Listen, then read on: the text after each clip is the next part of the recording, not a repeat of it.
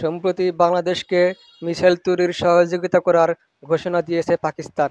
পাকিস্তানের সংবাদ মাধ্যম দ্য ডন দেশটির প্রতিরক্ষা মন্ত্রণালয়ের বরাত দিয়ে এই খবর নিশ্চিত করেছে। পাকিস্তানকে মিসাইলের দৈত্য বলা হয়। অসংখ্য মিসাইল রয়েছে পাকিস্তানের। কিছু মিসাইল দিয়ে পারমাণবিক হামলাও করা সম্ভব। পাকিস্তানের কাছে প্রায় 5,000 কিলোমিটার রেঞ্জের ব্যালিস্টিক মিসাইল রয়েছে। তবে বাংলাদেশ সেনাবাহিনীর এখন এত দূরত্বর রেঞ্জের মিসাইল প্রয়োজন নাই, কারণ বাংলাদেশ থেকে ভারতের রাজধানীর দূরত্ব মাত্র 1,877 কিলোমিটার। ভারত ও মিয়ানমারের এরিয়া কভার করতে 2,000 কিলোমিটার রেঞ্জের মিসাইলই বাংলাদেশের জন্য যথেষ্ট। এজন্য বাংলাদেশের জন্য পারফেক্ট হবে পাকিস্তানের শাহিন-1 মিসাইলটি। শাহিন-1 মিসাইলের রেঞ্জ সর্বোচ্চ 2,500 কিলোমিটার পর্যন্ত।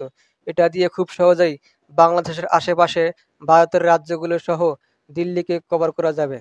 শাহিন-1 মিসাইলটি শব্দ থেকে 12 গুণ বেশি দ্রুত উড়তে পারে, আর এ কারণে ভারতের আকাশ প্রতিরক্ষা ব্যবস্থা এই মিসাইলকে ধ্বংস করতে পারবে না। চেন্নাই, মুম্বাই, দিল্লি ও কলকাতা সহ ভারতের সব বড় বড় শহর শাহিন-1 মিসাইলের আওতায় রয়েছে। ভারতের সাথে যুদ্ধ শুরু হলে বাংলাদেশ সেনাবাহিনী খুব সহজভাবে ভারতের সব বড় বড় শহরগুলোকে টার্গেট করে আক্রমণ করতে পারবে।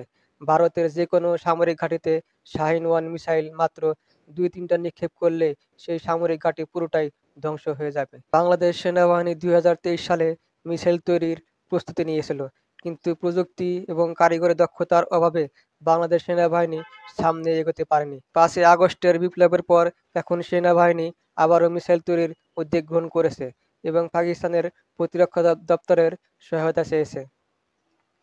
পাকিস্তানের প্রতিরক্ষা মন্ত্রণালয় বাংলাদেশের এই আহ্বানে সাড়া দিয়েছে।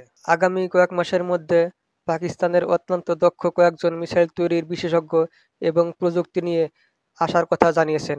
আপাতত এই মিসাইল তৈরি হবে গাজীপুরে বাংলাদেশ সেনাবাহিনীর অর্ডিন্যান্স ফ্যাক্টরিতে। বাংলাদেশ সেনাবাহিনীকে আধুনিক ক্ষেপণাস্ত্র দিয়ে সাজাতে পাকিস্তান সরকার আশ্বস্ত করে বলেছেন, বাংলাদেশ পাকিস্তান থেকে আলাদা হলেও তারা আমাদের একই রক্তের ভাই। যে কোনো প্রয়োজনে বাংলাদেশের পাশে দাঁড়াতে পাকিস্তান সবসময় প্রস্তুত রয়েছে। দক্ষিণ এশিয়ায় ভারতের সবচেয়ে বড় প্রতিদ্বন্দ্বী হলো পাকিস্তান, আর এজন্য সবচেয়ে বড় ভূমিকা রেখেছে পাকিস্তানের এই মিসাইল ভান্ডার। পাকিস্তানকে ভারত এড়িয়ে চলে। বাংলাদেশের শেখ হাসিনা পতনের পর দক্ষিণ এশিয়ায় ভারত বন্ধুহীন হয়ে পড়েছে, আর ভারতকে শত্রু মনে করে বাংলাদেশের প্রায় সব মানুষ।